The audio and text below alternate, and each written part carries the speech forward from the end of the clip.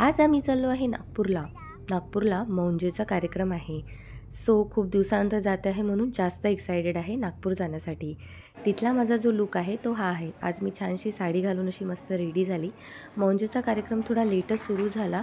बाकी सगळं मग लेटच होत गेलं ऑब्व्हियसली. आणि माझ्या हसबंडला तिथल्या एका रेस्टॉरंटमध्ये जायची इच्छा खूप होती. तिथे एक खूप छान रेस्ट्रो बार आहे. तिथे लाईव्ह म्युझिक वगैरे सुरू होतं, जे आणखीच छान वाटत होतं. तिथला जो सिंगर होता ना, हा माय गॉड! काय तो गाणे म्हणत होता ना, असं वाटत होतं तिथेच बसले राहू दिवसभर, सॉरी रात्रभर.